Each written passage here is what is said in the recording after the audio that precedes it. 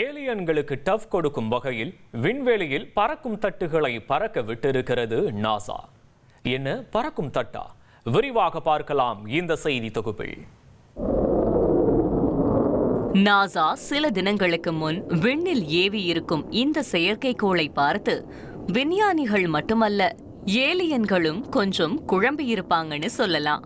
ஏன்னா இதுவரை விண்வெளிக்கு போன எல்லா செயற்கைக்கோள்களும் சதுரம், பெட்டி, நீள வடிவமா தான் இருந்திருக்கு. ஆனா இப்போ நாசா அனுப்பியிருப்பது ஒரு தட்டு, அப்படியே சினிமாவில் வரும் பறக்கும் தட்டு மாதிரி.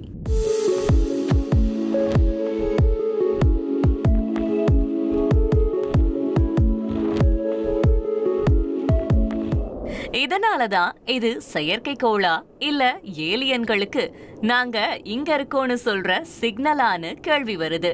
இதுக்கு டிஸ்க் சாட்னு நாசா பெயர் வச்சிருக்கு.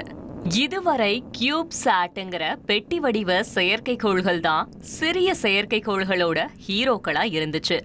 அதுக்கு மாற்றா பெட்டி வேணா, தட்டு போதும்னு புதுசா கொண்டு வந்திருக்க இந்த டிஸ்க் சாட் வழக்கம் போலவே ஒரே மாதிரியான ராக்கெட்ல தான் விண்ணுக்கு போகுது. 3, 2.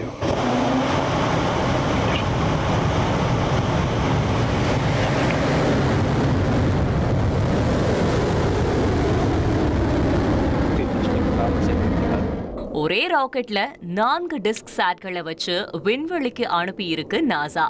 விண்ணில் ஒரே நேரத்தில் 4 தட்டுகள் பறந்தா தொலைவில் இருந்து பார்த்த ஏலியன்கள் கூட அட நம்ம கூட்டம் யாராவது பூமிக்கு போயிட்டாங்களான்னு நினைக்க வாய்ப்பு இருக்கு.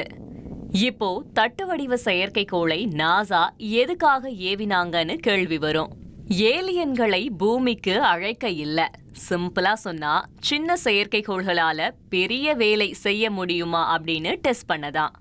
இந்த டிஸ்க் சாட் ஒரு டெமோ மிஷன், அதாவது பெட்டி வடிவத்துக்கு பதிலா தட்டு வடிவம் இருந்தா எவ்வளவு பவர் கிடைக்கும், எவ்வளவு பெரிய ஆண்டனாவை வைக்க முடியும், ஒரே ராக்கெட்டில் எத்தனை செயற்கைக்கோள்களை அனுப்ப முடியும், இவை எல்லாத்தையும் நேர்ல போய் சோதிக்க தான் அனுப்பியிருக்காங்க.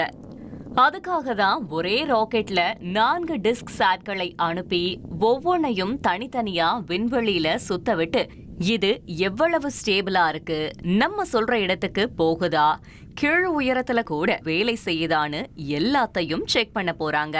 இந்த பரீட்சையில டிஸ்க் சாட் பாஸ் ஆனா நாளைக்கு தொடர்பு செயற்கைக்கோள்கள், ரேடார் மிஷின்கள், பூமி கண்காணிப்பு அப்படின்னு நிறைய வேலைகளை இந்த தட்டு வடிவமே செய்ய ஆரம்பிக்க வாய்ப்பு இருக்கு. அதனால விண்வெளியில பறக்கும் தட்டை பார்த்து ஏலியன் வந்துட்டாங்கன்னு பயப்பட வேண்டாம். இனி செல்லும் இடமெல்லாம் செய்தி. தந்தி டிவியின் வாட்ஸ்அப் சேனலை ஃபாலோ பண்ணினா செல்ல இருக்கும் இடமெல்லாம் செய்தி. இதோ QR கோட், இப்பவே ஸ்கேன் பண்ணுங்க, ஃபாலோ பண்ணுங்க.